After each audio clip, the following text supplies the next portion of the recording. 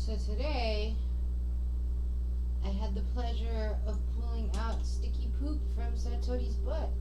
And I never have pulled out the kind of poop that, it's also got hair that they can't digest.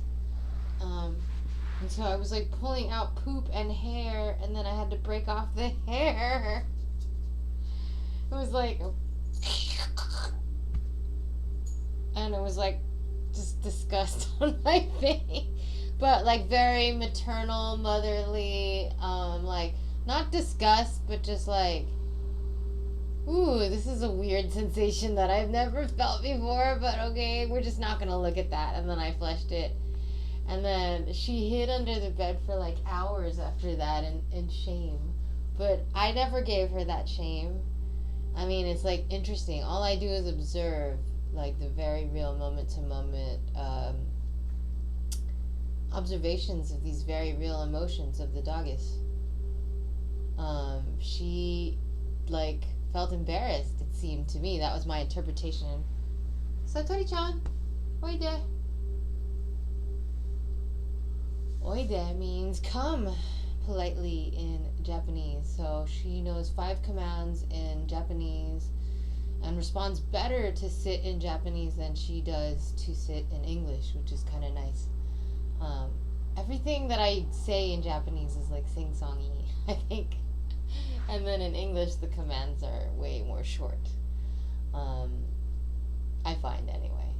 So I'm raising a bilingual service dog, mostly an English-speaking service dog, but who knows, a few code-switching commands if you want to get technical about it. But I do try to actually do a lot of speaking to her as if she's my bilingual child, just to practice, keeping the language impulses there as if she were my human child. And she definitely understands full sentences, so I think it's useful and helpful to speak in both languages, because that has always been the intention, is to raise bilingual children, or a child at least. I'm going to say that Satori is my first child, so bilingual children. So Satori is a service dog for me, a psychological service dog. I have post-traumatic stress disorder, and I have complex post-traumatic stress disorder. So together, they make a duo of... See, I forgot. That's what PTSD does. It I don't have I forget where I am at in the story, and I also forget names of people that I've interacted with several times in a row. I'll have to ask them what their name is, and then it's easier for them to just remind me what their name is and then I have to qualify it with I have PTSD. But so my memory has some holes, sudden holes that shouldn't be there. There's some pukas. And so my dog is for CPTSD and PTSD. And then together those things are called... God, they had a name. Not co-occurring PTSD. They had a name. I don't know. So together, that's 2 different types of PTSD. One is from my childhood, and then one is more from my adult. Car accidents, being robbed and raped, and then childhood PTSD is mostly from either having endured physical abuse, verbal abuse, neglect, even if it's it's continuous over a period of time. So I was continually treated like the lowest dog of the family, like omega dog of the pack. So that had a actual psychological effect on how I process emotions, and I'm really trying to heal certain aspects of that old story, and I really am wanting to vlog about this experience because it's been so it's happened so fast. because I've gotten this dog. So I want to kind of create a support channel specifically for people who have CPTSD, and why, an animal speaks to the wounded child, speaks to the abused and neglected child. And you may or may not have learned how to parent yourself, but the next step is to parent something. And then some of us who have had dysfunctional or not so great childhoods may not be so excited to have children of their own. I always was wanting to have human children, but for some reason that never early on or even close to formulate a path that I needed to go on. Even though I always wanted to, I could never push or force it to be that way. And here I am now at 44, and I'm just now discovering that I have a disability and how that affects my day-to-day life. But I think it's not a forever disability. I find that there's many different ways of therapy, and having your psychological service dog and parenting your animal is the healing mechanism for CPTSD. So it looks different than a blind person who needs a guide dog. So that is what I'm doing this channel for, is really to put awareness out there about the needs of people with complex post-traumatic stress disorder and other types of PTSD. And I'm always, happy to educate people. And I love that she wears her vest, which I brought up. So she knows that this is her uniform, her work uniform. She has this, and she has her secrets to being a service dog, which are her mouth guard trainer and her traffic leash. So these three things that nobody can tell us nothing, brah. We look like a great fucking... I love how this is like red and black, like she's a Marine, And like slowly over time, she's getting like really, really good at, tasking, and then tasking for me. Satori, you want to come? Tasking for me is really just being there for me, present, and keeping me in the present. Because people who have complex PTSD, they get kidnapped into their childhoods. And so when you have an animal that's keeping you present, that's loving you in the present, that is being needy in the present, disrupting old patterns, disrupting old thoughts, subconscious patterning. And I swear it didn't take that long. It was like really immediate. And then I get flashbacks, and some of them are good lately. Like, oh yeah.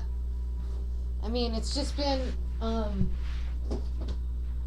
very interesting journey. She is on a raw diet, and I feed her. I started by just like feeding her the ground, like chicken, beef from Aloha Foods, but then like I started to experiment with their marrow, and I needed to find a cheap raw option. So I started, because Aloha has raw chicken feet for $11.99 a pound, and then I went to an Asian grocery store and it's $3.99 a pound, and then there's also cheap turkey necks for $3 for the whole package. It's like a pound or 2 pounds of meat, turkey necks, and turkey neck bones are really soft, and they can like break them with their teeth, but they can't break like femurs, like a whole chicken yet. She's still a puppy. She is 8 months old. But every night she like throws up. Like, this is a turkey neck, the middle of the turkey neck, the bony part of the turkey neck.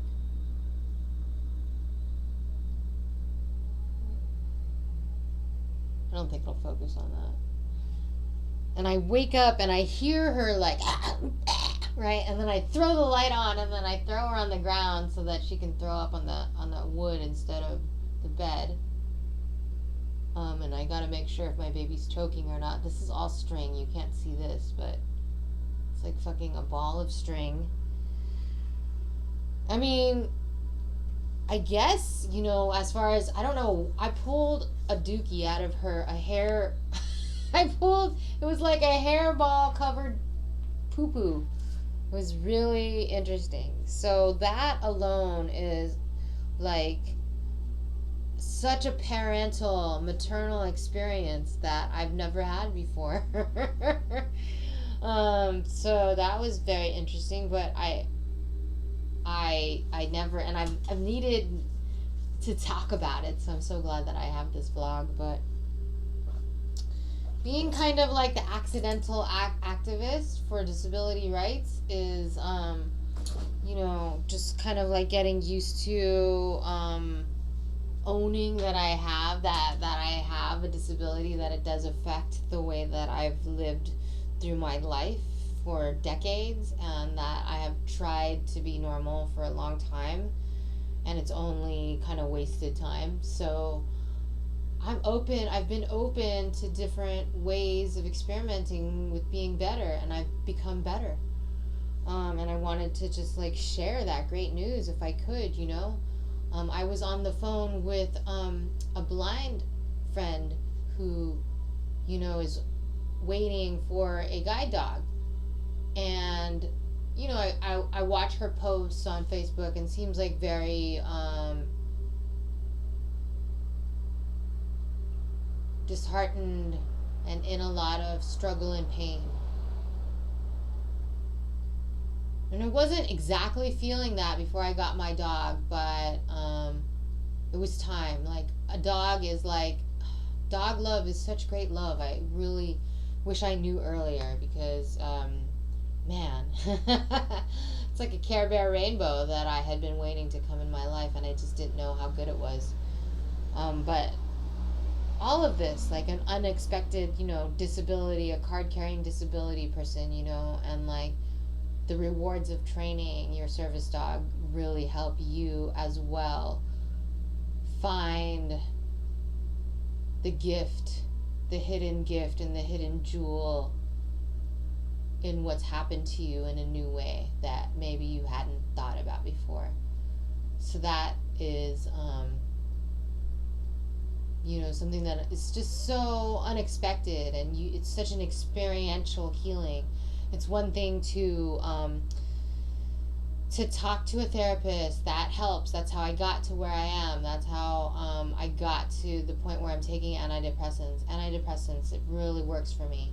And I'm excited to see people who are like tweeting about being excited about being on Lexapro, because I was scared. It took me many decades before I felt like antidepressants was something that I was ready to do, and now I'm ready to carry a card that says disability. I have a service dog.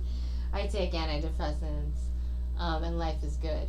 And so, welcome to my channel. I hope you stick around.